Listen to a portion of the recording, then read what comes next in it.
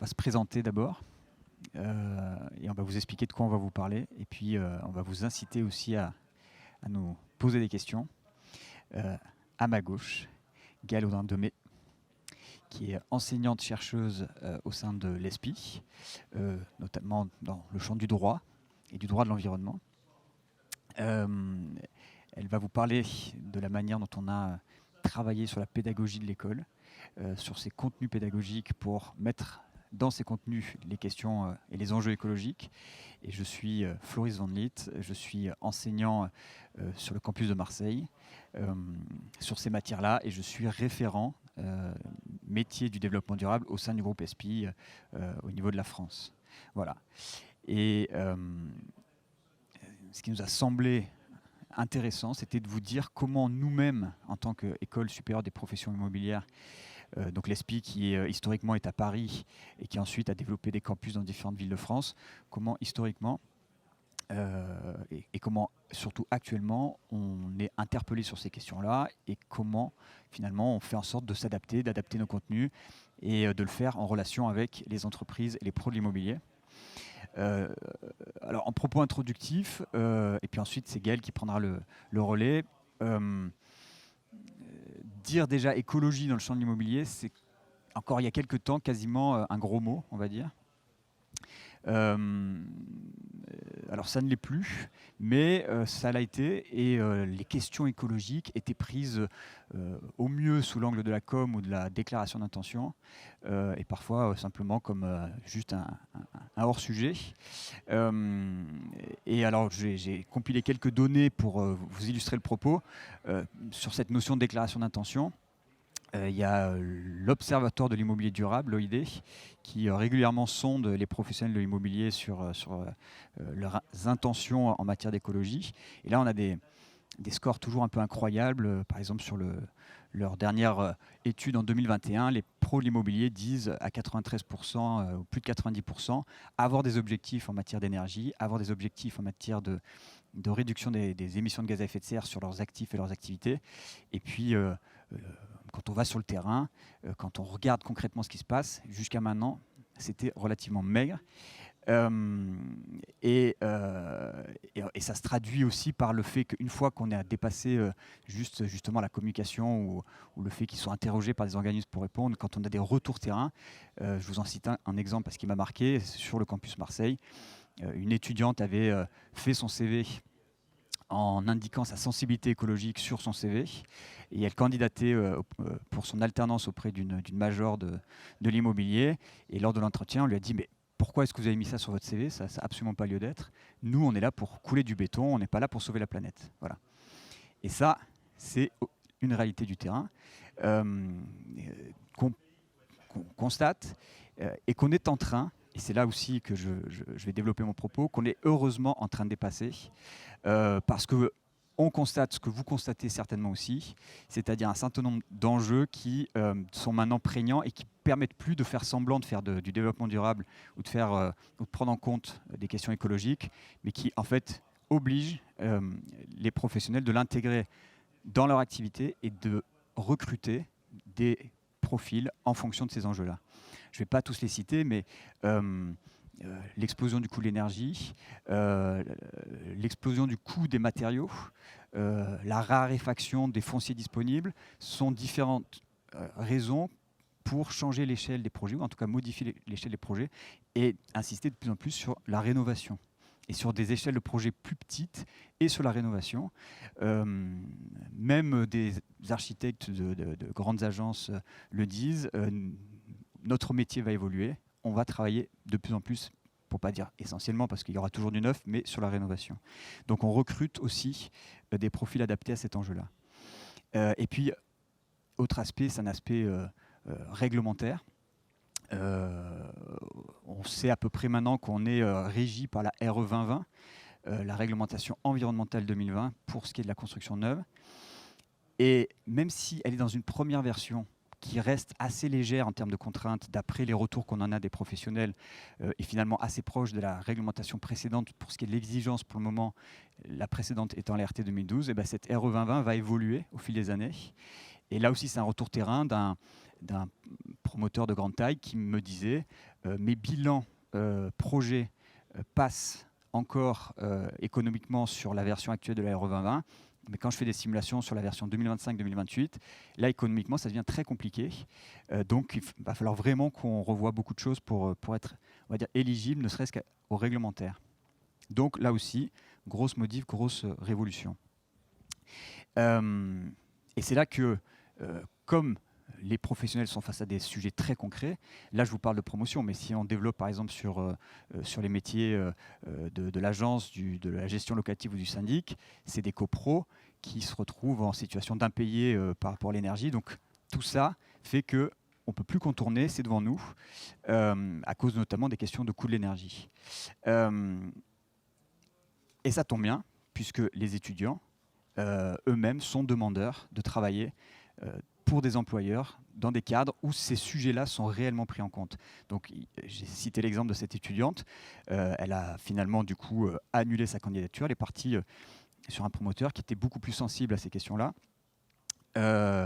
Et donc, ça pose vraiment la question du recrutement de profils adaptés et d'étudiants qui ont réellement, qui expriment leur envie. Un des indicateurs pour nous, c'est le nombre d'étudiants qui veulent faire leur mémoire sur des sujets liés à l'écologie et au développement durable. Si on regarde d'année en année, on a une augmentation assez énorme d'étudiants qui veulent travailler sur ces sujets dans leur mémoire. Et le mémoire, c'est à la fin d'une troisième année ou d'un master, un peu la concrétisation de tout leur parcours d'études. J'ai regardé aussi, pour avoir du contenu à vous relayer sur ces questions-là, j'ai regardé du côté de la Fondation Palladio. Si vous avez un peu de temps, allez regarder le travail de cette fondation qui fait régulièrement un panorama de l'immobilier sur les thèmes croissance et recrutement face à l'exigence climatique. La dernière date de 2022. Là, ils ont interrogé 600 dirigeants dans le champ de l'immobilier en gestion et en promotion.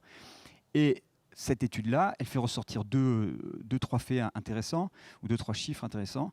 Donc les 600 interrogés, la moitié d'entre eux disent qu'ils recrutent maintenant des profils issus notamment du secteur de l'énergie ou qui ont une vraie dimension énergie, thermiciens notamment, ou bien qui sont en capacité de comprendre les sujets thermiques. Et la moitié aussi des personnes interrogées, des dirigeants interrogés, disent par contre les formations ne sont pas assez musclées sur les questions de transition écologique. Et ça nous interpelle évidemment. Et c'est là-dessus que typiquement on se base pour construire un maximum de contenu chez nous à l'ESPI qui répondent à ces enjeux-là.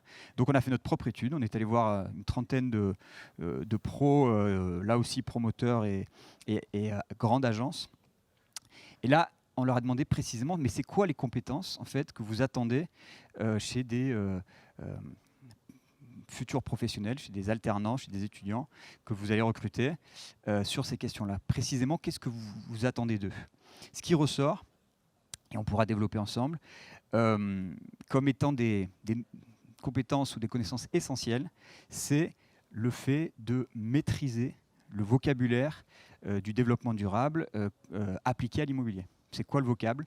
C'est quoi le langage sur ces sujets-là? Et ça veut dire, la suite, c'est de maîtriser tout ce qui est matériaux, systèmes techniques, les reconnaître, les comprendre dans le champ de l'éco-construction.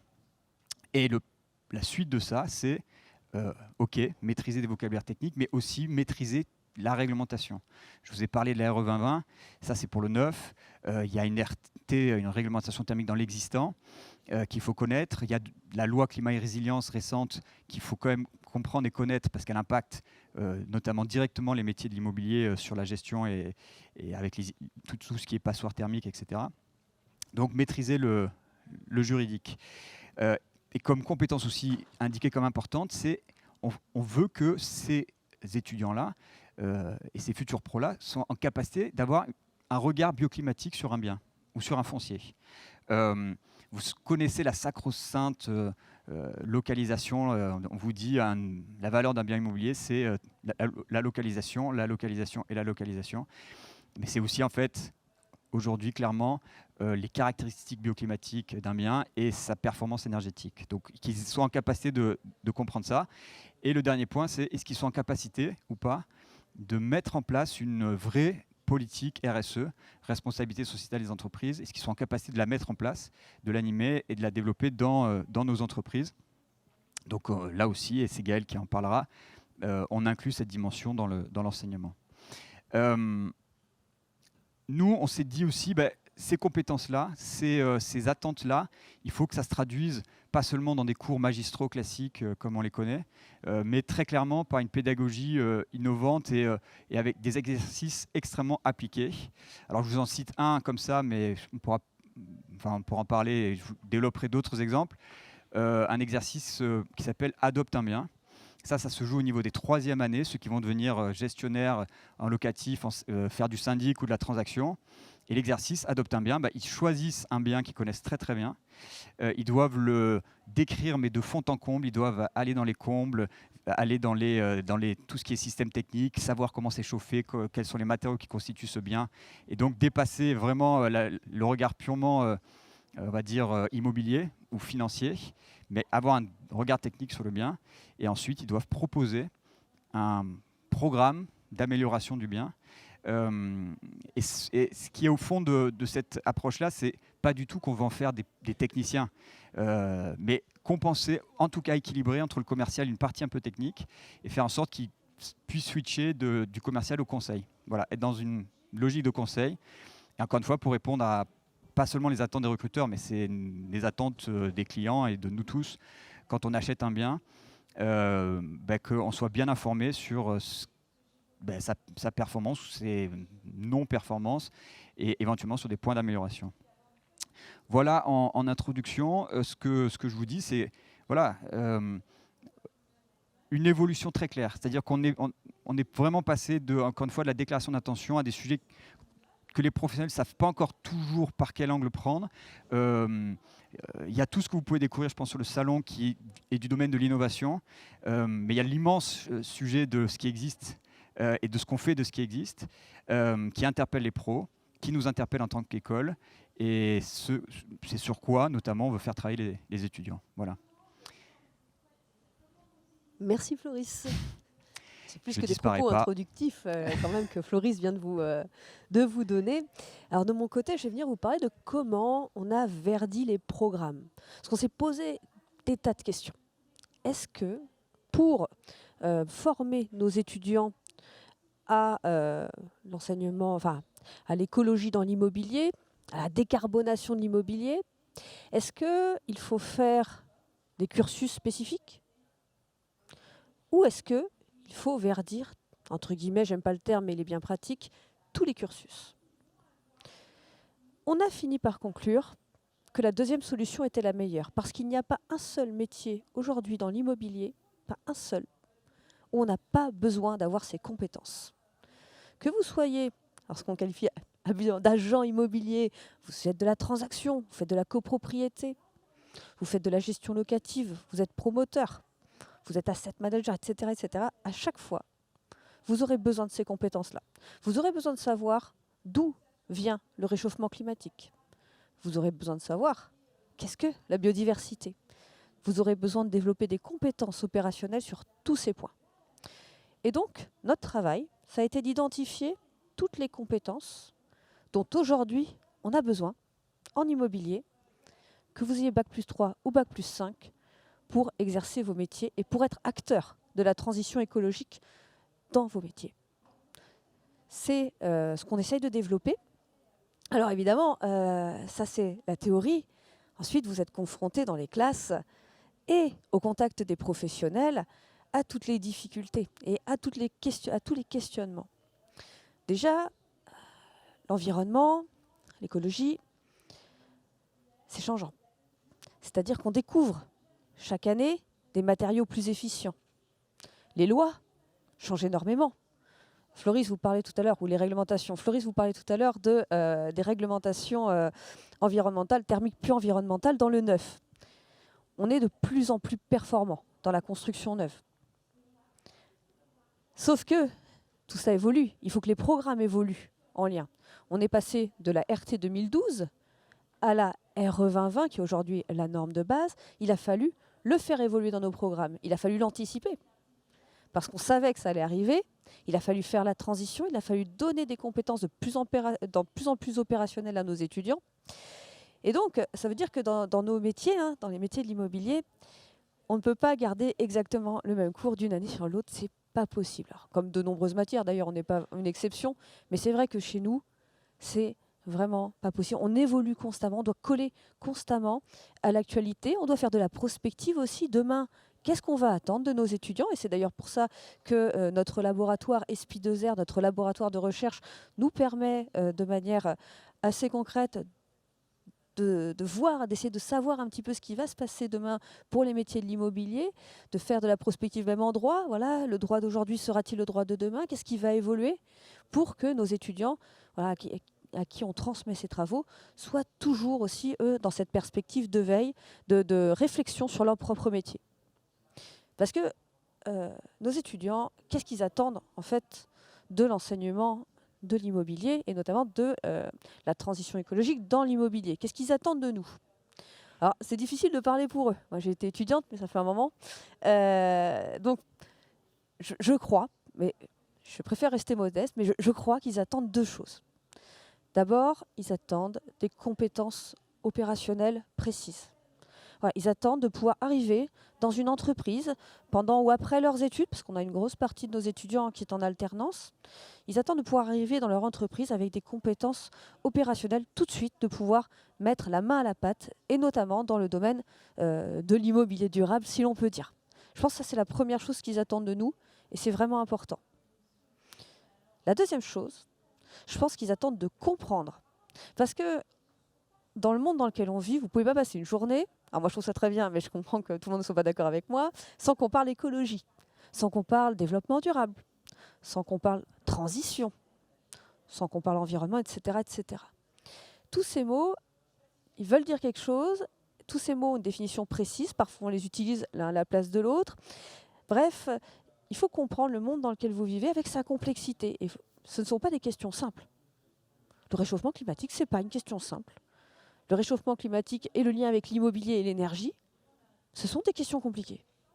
Et donc, il faut donner les clés à nos étudiants pour qu'ils comprennent tout ça, pour qu'eux puissent se positionner en tant que personnes, en tant que professionnels, en tant qu'acteurs, actuels et futurs, de cette transition. Et donc, c'est vraiment, pour moi, des clés de compréhension.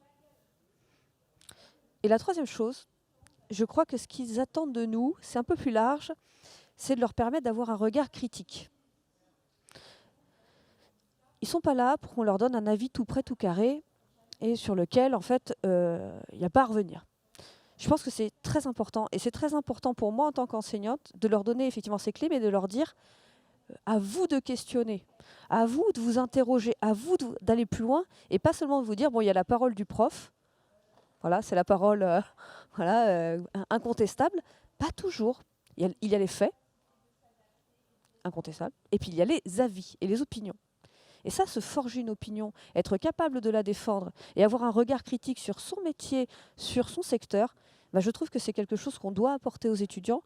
Et effectivement, de plus en plus, d'ailleurs, dans les cours, on a ces débats que je trouve vraiment passionnants, notamment sur la RSE, etc., etc., avec une formation d'un avis critique qui, demain, fera pour moi un professionnel éclairé. Dans les classes, l'enseignement de l'environnement, de l'écologie, droit de l'environnement pour moi. Alors effectivement, on a plein de matières qui vont traiter. On a économie de l'environnement, on a habitat et développement durable. On a beaucoup de matières qui sont spécifiquement consacrées à l'environnement et à l'écologie, voilà, en lien avec l'immobilier évidemment. Et puis on a dans toutes les matières des passages qui vont concerner ces sujets. Je pense à tout ce qui va être le logement décent en lien avec la performance énergétique, etc. On a, bon, voilà, vous vous doutez bien qu'on est assez en phase là-dessus. Et on est confronté à des choses assez étonnantes parfois. Et parfois pas très étonnantes et un peu tristes. On est confronté dans l'enseignement à l'éco-anxiété. Quand moi, je fais un cours de droit de l'environnement, et que bon, on retrace un petit peu l'historique de la lutte contre le réchauffement climatique avec les grandes conférences des années 90, et qu'on arrive à aujourd'hui, il y a une inquiétude qui peut s'exprimer parfois chez les étudiants qui disent, bon, de toute façon, on est tous foutus, on va cramer, etc., etc. Et honnêtement, je pense que Floris, tu as eu la même chose. Et c'est... Alors, c'est triste, c'est difficile à voir et surtout c'est difficile de trouver les bons mots à ce moment-là. Qu'est-ce qu'on dit à l'étudiant qui sincèrement s'inquiète, qu'il a raison de s'inquiéter? Oui, je ne pourrais pas dire l'inverse. Je pourrais pas dire l'inverse.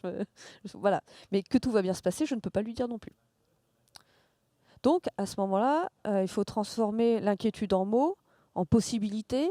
Qu'est-ce que, dans ces métiers, qu'est-ce qui va vous être permis? Qu'est-ce que vous allez pouvoir faire?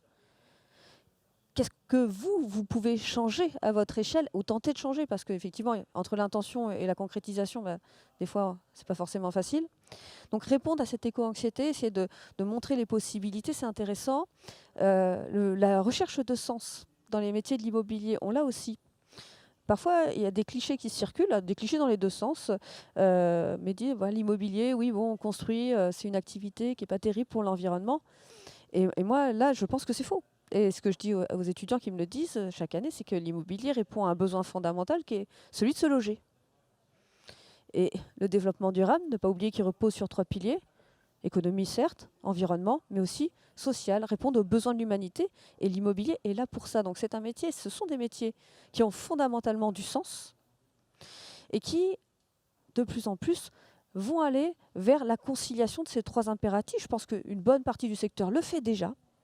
Et je crois que ça va se développer. Et donc, essayez, eux, d'avoir ces 3 piliers de marché, toujours sur ces 3 piliers dans leur métier, pour qu'ils gardent ce sens. Parce que c'est vrai, c'est une recherche de plus en plus des étudiants et c'est des discours qu'on entend de plus en plus. Parmi les discours qu'on entend de plus en plus, vous avez aussi le climato-sceptisme. Alors, plus en plus, 2 étudiants au cours de ma carrière m'ont fait part de leur opinion que le réchauffement climatique n'existait pas. J'avoue que la première fois, j'ai été particulièrement désarmée. Je pense que j'ai été dramatiquement nulle ce jour-là pour répondre.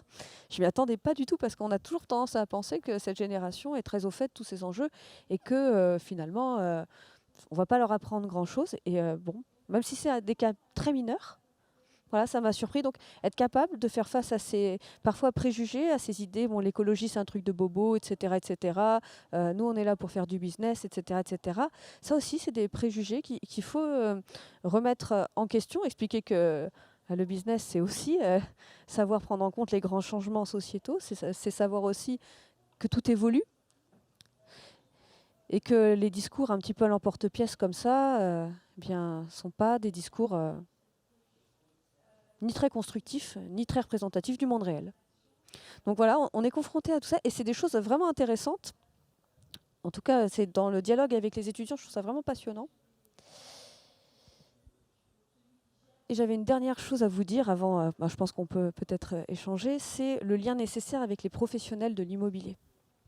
Pour nous, il est vraiment, vraiment très important, parce qu'eux sont confrontés à ces métiers changeants, ils exercent ces métiers changeants, et c'est eux qui peuvent très souvent nous dire de quoi ils ont besoin et de quoi les apprenants ont besoin aujourd'hui, parce que quand ils arrivent en entreprise, ils sont jeunes, donc très souvent assimilés à comment dire, on estime que sur ces questions environnementales, ils vont être déjà formés et très au fait, ce qui n'est pas toujours vrai.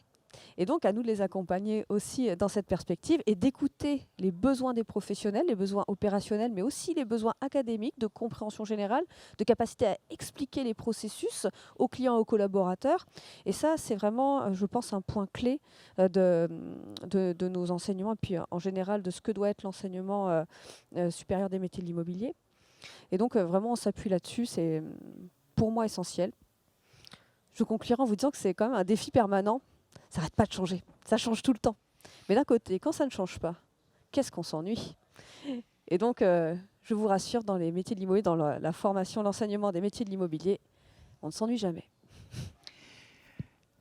Petit complément, et puis après, ce sera intéressant de savoir aussi qui vous êtes et qu'est-ce qui a fait que vous êtes intéressé à ce sujet-là. Mais pour vous illustrer encore une fois, parfois les évolutions qu'on peut voir à la fois dans les enseignements, mais aussi chez les étudiants. C'est un exemple d'un autre exercice, un cas pratique où on leur demandait, sur l'année scolaire passée, de choisir une résidence, là en l'occurrence à Marseille, et un peu comme pour l'exercice Adopte un bien, de proposer un programme d'amélioration de la résidence. Et ce qu'on a fait, c'est qu'on a fait venir des professionnels pour qu'ils viennent voir les propositions des étudiants. Et donc certains choisissaient du logement social, d'autres choisissaient des copropriétés. Et le syndic d'une des copropriétés s'est rendu à la présentation des étudiants. Et à la fin de la présentation, il a dit ce que vous avez présenté, je veux que vous veniez le présenter à mes copropriétaires, au syndicat des copropriétaires. Voilà.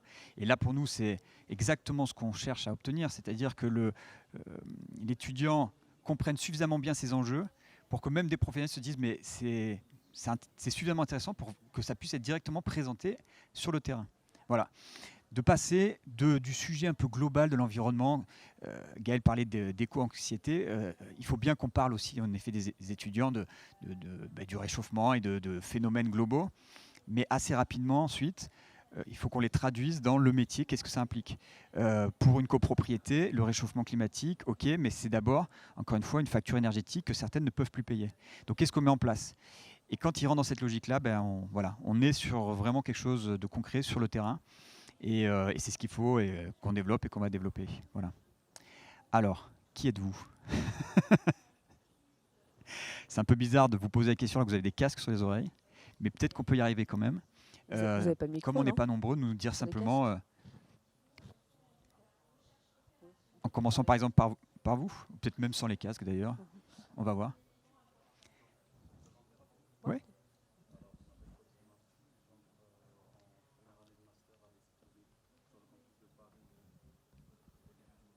D'accord.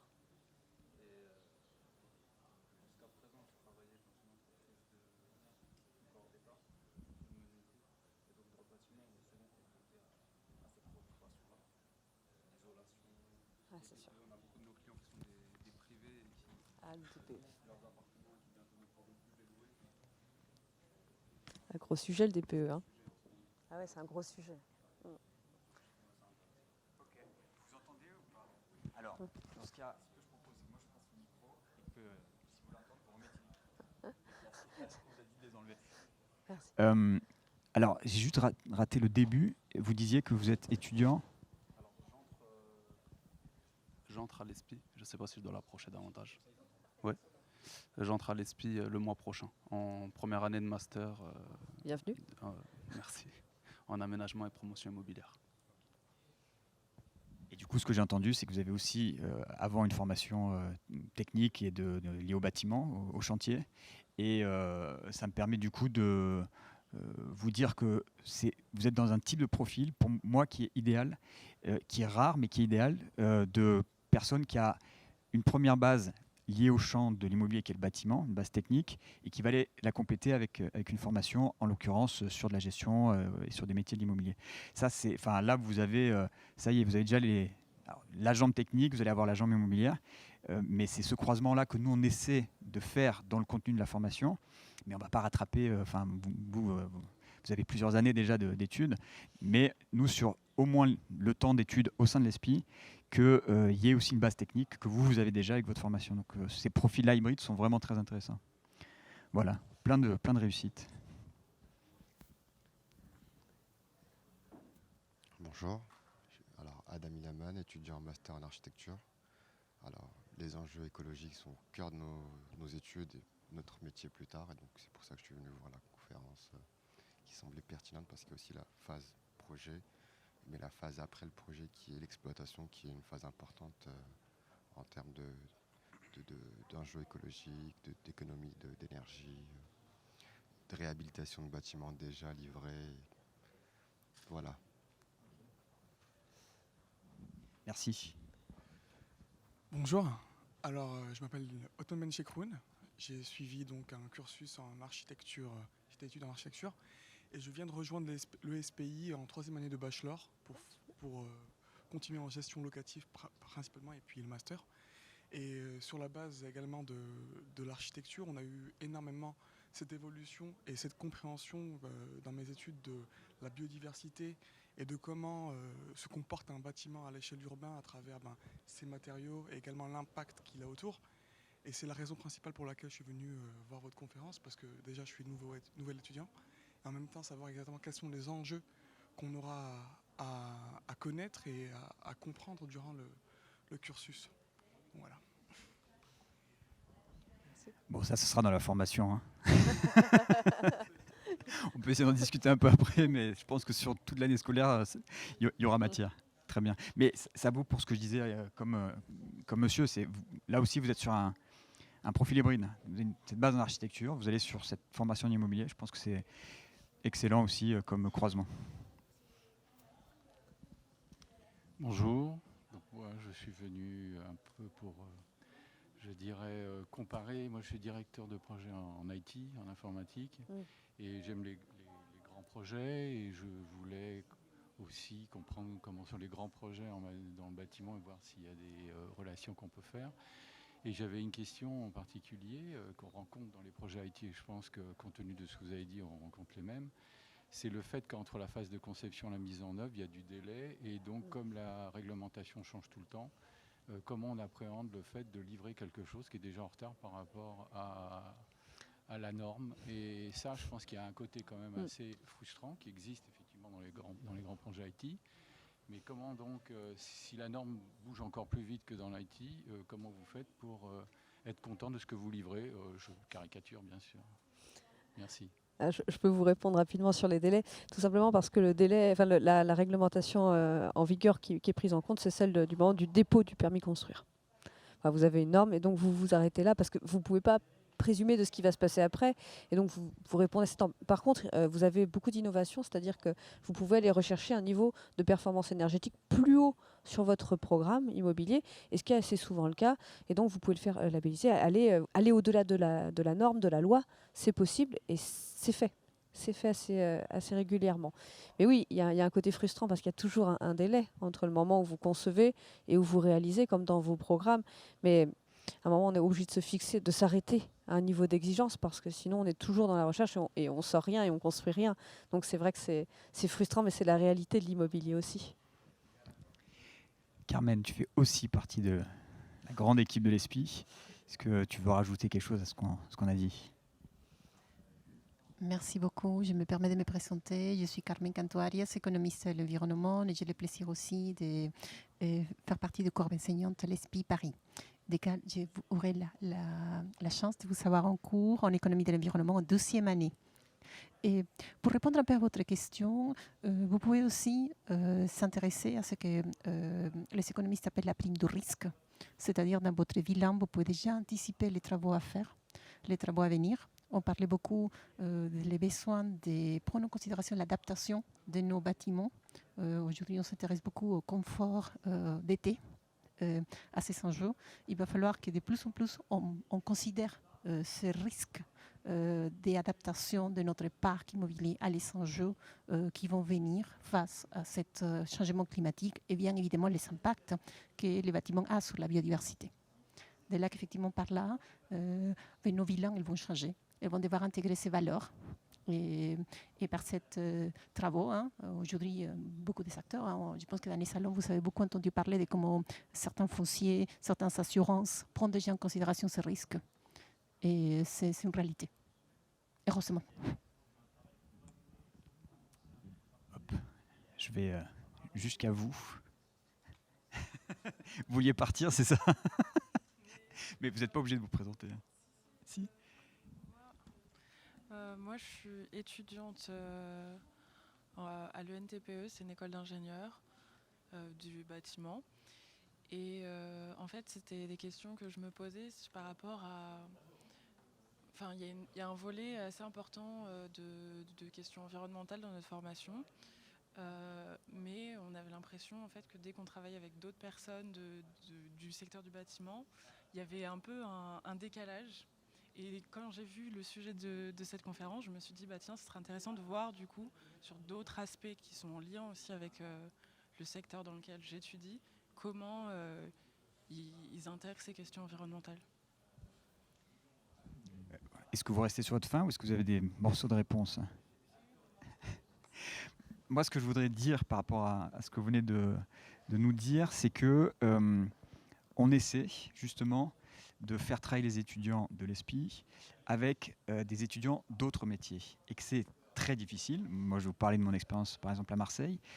Sur le cas pratique dont je parlais, on a essayé de faire en sorte qu'ils puissent réfléchir avec des étudiants en gestion et protection de la nature, qui puissent réfléchir ensemble sur les espaces extérieurs des résidences sur lesquelles ils travaillaient. On a essayé, on n'a pas réussi. J'ai tendu une perche à un lycée qui forme des BTS d'économie de la construction à Marseille. C'est très compliqué, donc je suis très content d'entendre aussi cette attente chez vous, parce qu'il va falloir qu'on trouve les relais dans les autres écoles pour créer ces temps de rencontre, parce que l'idée, encore une fois, pour nous, c'est pas de former des ingénieurs, des architectes, mais juste d'avoir des étudiants capables de discuter avec les ingénieurs et les architectes. Voilà, d'avoir une base de vocabulaire commun. Et donc il faut qu'on y arrive et pour que votre demande puisse aussi être satisfaite. D'accord, entièrement d'accord. Non, pas du tout, je suis juste entièrement d'accord. Bonjour, moi je suis directrice Grand Est Solaris Gestion. Et Solaris Gestion travaille avec l'ESPI parce qu'on accueille des alternants, notamment sur l'agence de Saint-Herblain. Donc, voilà. Eh ben, merci de le faire et de continuer à le faire, j'espère. Ok. Alors, c'est toi qui as le compteur temps sous les yeux. Il nous reste 5 minutes. Si vous avez des questions complémentaires. Alors, sur le compteur temps, vous ne le voyez pas, mais on est passé du vert au rouge. Donc, on a l'impression qu'il y a quelque chose qui va exploser dans 4 minutes 40. Donc, quand on sera aux 30 secondes avant, je vous dirai de partir en cours. 30 secondes. Carmen. Merci Floris. Je me permets une question pour vous deux. Si vous pouvez un peu nous parler aussi des enjeux territoriaux et comment l'ESPI essaye de répondre à les différents enjeux territoriaux qui représentent travailler dans l'immobilier. Par territorial, veux-tu dire urbain? Effectivement, on a beaucoup approfondi ces derniers temps le programme en matière d'urbanisme et de renouvellement urbain notamment, parce que vous avez le bâtiment qui est très intéressant et vous avez aussi tout son écosystème, tout ce dans quoi le bâtiment s'insère. Vous avez son quartier, vous avez la ville et vous avez toutes ces grandes politiques de densification, de lutte contre l'étalement urbain. On sait que la ZAN, zéro artificialisation nette, c'est aujourd'hui un enjeu majeur en immobilier. Et donc, effectivement, on ne prend pas en compte l'écologie juste à l'échelle du bâtiment, mais vraiment à l'échelle de la ville. Parce que si vous ne maîtrisez pas tous les aspects de l'immobilier, c'est-à-dire du moment où on conçoit le bâtiment dans son environnement et au moment où on l'exploite, et voire au moment où on le détruit d'ailleurs, si vous n'arrivez pas à prendre ça en compte, c'est vrai qu'il va vous manquer une étape dans votre compréhension des processus. Donc oui, effectivement, on a aussi un gros programme sur les écoquartiers. Moi, je suis devenue spécialiste des écoquartiers. J'adore les écoquartiers. Maintenant, quand je vais dans un pays étranger, une ville étrangère, je vais voir les écoquartiers. Et d'ailleurs, il y a une infinité. Vous verriez les différences incroyables de conception de ces quartiers entre guillemets verts entre la France et notamment les pays nordiques. C'est incroyable. Et effectivement, on fait aussi dans une dimension internationale. On est assez comparé. On va vous donner des exemples un petit peu dans toute l'Europe, voire dans le monde entier sur ces matières-là, parce qu'on pense aussi qu'une partie de la solution, elle n'est pas qu'en France. Elle est aussi à l'international. Et c'est vrai que l'immobilier, c'est souvent le type de métier qui se resserre un peu sur le national. Ouais, parce que l'immeuble, c'est le sol. Et le sol, vous l'avez sous les yeux, il est ici, il est fixe. Mais n'empêche que, quand vous adoptez une approche internationale de ces sujets, quand vous allez voir ce qui se fait à l'extérieur, ça peut donner de très très bonnes idées et voir la capacité d'innover encore plus. Et donc, effectivement, au-delà de la dimension urbaine, on a une grosse dimension internationale dans les programmes. Et le petit complément que je peux faire au propos de Gaël, c'est que c'est vrai que c'est une vraie interrogation, cette question de l'échelle territoriale ou urbaine, qui est peut-être plus facile à aborder quand on a des étudiants en master aménagement et promotion, par exemple, parce que c'est évident qu'il faut qu'ils puissent réfléchir des projets dans un tout qui est le quartier, qui est la ville. Comment on l'aborde avec des troisième années qui se destinent au métier, encore une fois, de la gestion locative, du syndic et de la transaction. Et ben on le fait. On le fait parce que c'est évident qu'un professionnel de l'immobilier, ne serait-ce que sur la transaction, il va réfléchir à la valeur d'un bien aussi sur des aspects au-delà, qui participe lui-même à la construction de la ville. Mais puis en même temps, on se dit, bah oui, mais dans son quotidien, dans son métier, il faut qu'il sache faire la gestion d'un bien, l'amélioration à l'échelle uniquement d'un bien. Le syndic va gérer à l'échelle d'un immeuble. Et donc on fait cette espèce de passerelle, ce grand écart, de se dire il faut qu'on les amène à réfléchir globalement, mais il faut surtout aussi qu'ils aient des outils quand après les cours ils se retrouvent en alternance, de mise en pratique. Qu'est-ce que je réponds à toute une assemblée de copropriétaires qui voient non seulement la facture énergétique augmenter, et qui voient en plus que certains biens immobiliers ne peuvent plus être loués parce qu'ils sont passoires thermiques. Voilà. Et ça, c'est en permanence le grand écart entre les deux, quoi. Est-ce que vous avez d'autres questions? Ou est-ce que... On clôt? Eh bien, on clôt. Merci beaucoup. Merci beaucoup. Et merci d'avoir joué le jeu des présentations. C'est sympa.